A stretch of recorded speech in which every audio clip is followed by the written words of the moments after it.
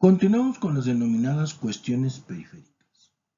Para ello comenzaremos por recordar algunas de esas causas que enlistamos al final de la cápsula anterior. Recordemos que dijimos que eran causas que hacen culpables a inocentes, que se salen del análisis del delito, pero que son vitales para planear una buena estrategia de defensa.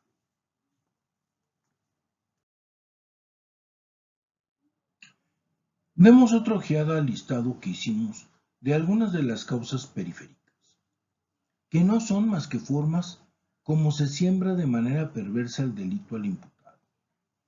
A. El delito fue sembrado de manera perversa al imputado. B. Existencia de falsa imputación. C. El imputado se encontraba en el lugar de los hechos. D. El imputado tiene un parecido físico a quien realizó el hecho delictivo. E. El imputado coincide con el retrato hablado. F. Se trata de casos de homonimia. G. Los vínculos del imputado con quien ha delinquido. En todos estos casos, el delito no existió. Lo que se ha hecho es la creación perversa de un delito. Pasemos a revisar cada una de las causas antes mencionadas. Antes de empezar, quiero dar el crédito al doctor Javier Jiménez Martínez, quien hizo este listado en su obra que menciono en esta presentación, y de quien tomé la descripción de cada causa, ya que concuerdo con el doctor sobre la existencia de dichas prácticas en el ejercicio diario de las autoridades, y es algo que se debe enfrentar sin tapujos, ya que todos sabemos que ha existido y existe. Empezamos por la siguiente causa. El delito fue sembrado de manera perversa al imputado. El doctor Jiménez nos recuerda que en nuestro país no solo se siembran cereales, verduras, frutas o estupefacientes, sino que en cualquier época del año también se siembra y se cultiva el delito. Y hace una valoración de nuestra sociedad sobre esta práctica, señalándola como perversa, y no deja de señalar que se viene haciendo de dos formas. 1. El delito es sembrado en la clandestinidad. 2. El delito es sembrado en vista del imputado. Veamos.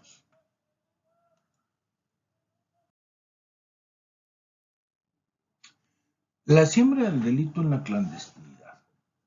Sembrar el delito en la clandestinidad significa que algún sujeto introduzca en la propiedad o la posesión del imputado el objeto del delito. Es el caso común en que, aprovechando algún descuido forzando el auto del imputado, introducen algo en su cajuela o a través de una puerta, armas, droga, dinero, alhajas, sin que se dé cuenta el imputado, para luego detenerle al aparecer o esperarlo algunos metros o kilómetros más adelante para hacerle una revisión y presentarlo detenido. Igual puede ser en un inmueble, donde siembren el delito y lleven a cabo un cateo con la plena confianza de que van a encontrar la evidencia.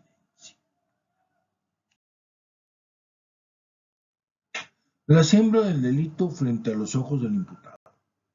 Esta forma de sembrar y cultivar el delito se da en presencia y frente a los ojos del propio imputado.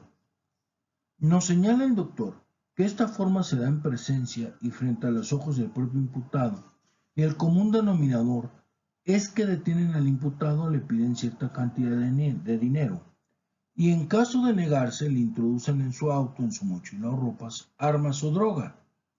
Siendo más técnicos, lo que realmente se siembra es la evidencia de un elemento normativo del tipo penal. Esto lo explicaremos más ampliamente al llegar a los elementos del delito. El doctor Jiménez utiliza una figura más coloquial que técnica para una comprensión más rápida, dando por hecho que con estos actos deshonestos se puedan configurar los delitos imputados. Y no perder de vista que las mismas evidencias pueden servir para configurar un delito de extorsión en contra de quien siembre las armas o la droga. Aun cuando la recomendación básica del Dr. Jiménez para defender estas causas es la refutación, me parece preciso hacer la recomendación que para trabajar en estas causas de siembra de evidencia, lo más adecuado es revisar la cadena de custodia. Es un tema que debe estudiarse ampliamente, ya que es una de las maneras de poder demostrar y refutar.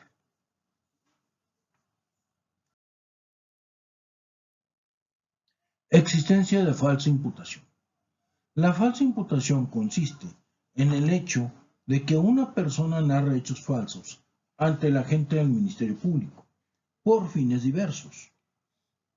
Nos hace referencia el doctor a que el mayor número de casos que se dan en este tipo de causas son los denominados delitos ocultos, acoso sexual, abuso sexual, etc., en los que basta el señalamiento de la víctima para iniciar la carpeta.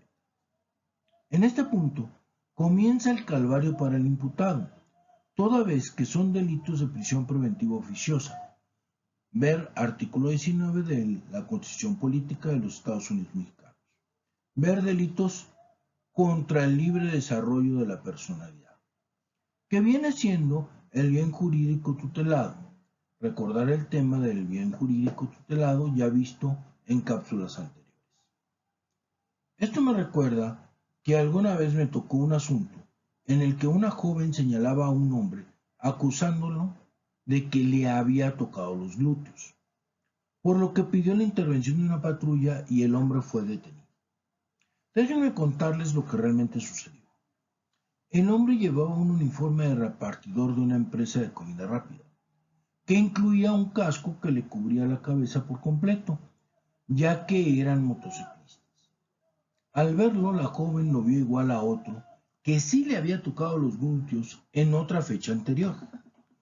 Por aquel entonces estaba vigente el delito de atentado al pudor, allá en la Sierra de Asfalto.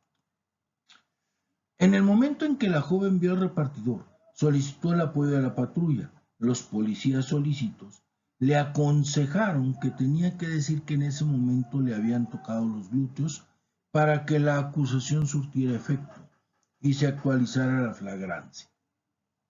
La joven, en su frustración y coraje por la falta de la que había sido víctima, no dudó en hacer la falsa imputación.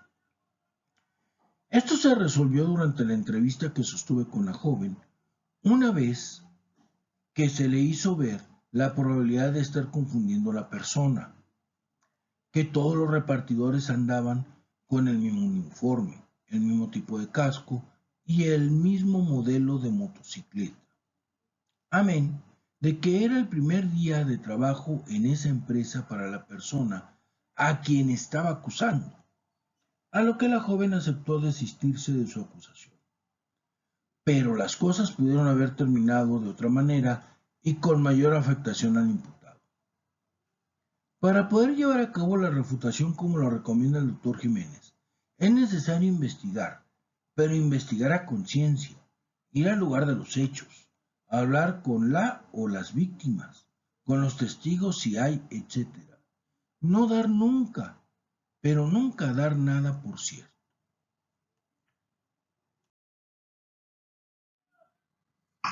El imputado se encontraba en el lugar de los hechos. También es bastante frecuente que una persona sea imputada de un hecho solo porque estaba en el lugar de los hechos o porque iba pasando.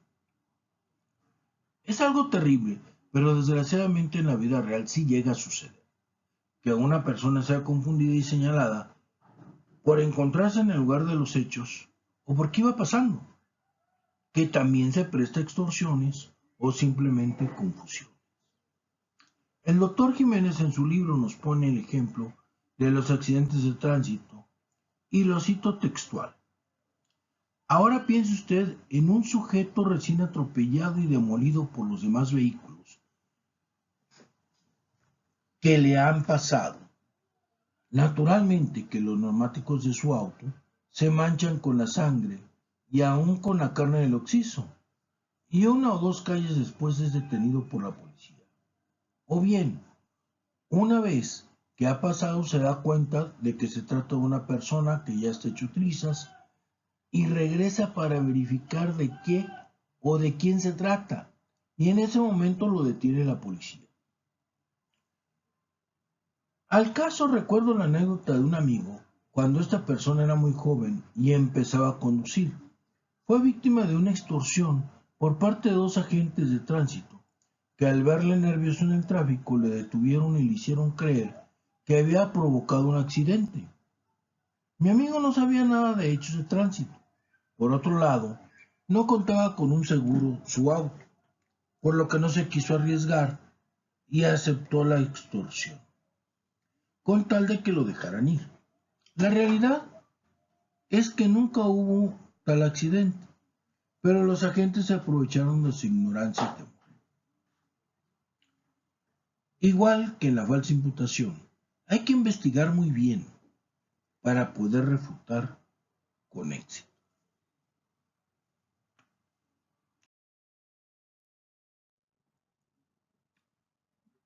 El imputado tiene un parecido físico a quien realizó el hecho delictivo. Otra de las cuestiones por las que una persona puede ser procesada y sentenciada erróneamente se debe al parecido físico que tiene con el verdadero malhechor. El imputado coincide con el retrato hablado, que también suele ser una manera de procesar a una persona en forma por demás torpe. Y es que coincide con el retrato hablado del sujeto activo. Para este tipo de causas, el doctor nos dice, ¿cuál fue su delito? El haber nacido en una sociedad como esta y que la naturaleza le haya dado un parecido físico con el sujeto que la policía busca. Imagine usted el caso de los gemelos. En lo personal nunca he intervenido en un caso de esta naturaleza, pero sí recuerdo haber confundido el cadáver de una persona por otra persona en un accidente.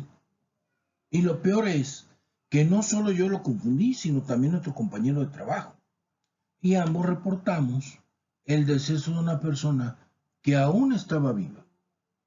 Comento esto porque sí se dan los parecidos físicos que llevan a este tipo de confusiones. Y el tema vuelve a ser la investigación. Aprendan a hacerlo bien, compañeros. Para refutar hay que probar.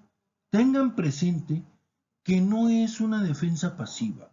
Ustedes tienen que probar.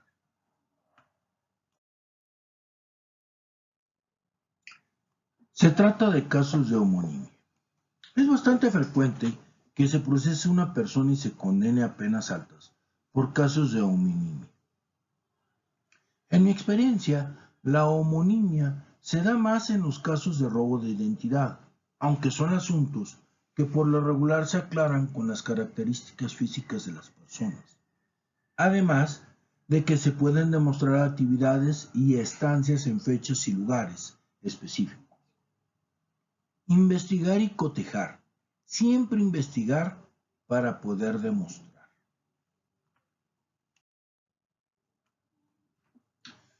Los vínculos del imputado con quien ha delinquido. Esta forma de cultivar el delito y llenar de asuntos a los tribunales, según el doctor Jiménez, es el procesamiento de una persona por el solo hecho de mantener vínculos con alguna otra persona que se ha cometido el delito. Algunos de los casos señalados por el doctor son: el imputado es pareja o esposa de quien ha cometido el delito. B. El imputado vive en la misma casa en donde vive quien ha cometido el delito. C. El imputado tiene vínculos de sangre con quien ha cometido delito. D. El imputado venía con quien ha cometido el delito. E. El imputado tuvo una comunicación con la persona que ha delinquido. En relación con estas causas englobadas en el vínculo con quien ha delinquido, hago las siguientes observaciones personales. Primero, en mi opinión, salvo que se demuestre que el imputado ha intervenido de alguna manera como autor o partícipe. Ya lo veremos en su momento. En el nuevo sistema penal es difícil que se le finque responsabilidad por el solo vínculo familiar o de amistad, cosa que sí pasaba con cierta frecuencia en el sistema anterior.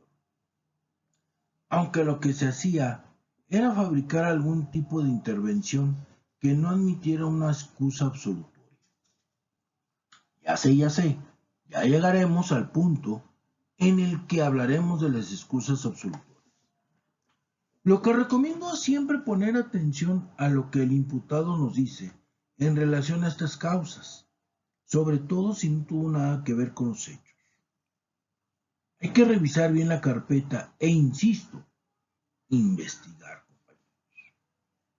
Bueno, de momento, compañeros, cerramos estos temas para continuar con nuestro estudio de la teoría del delito en nuestra próxima cápsula. Hasta pronto.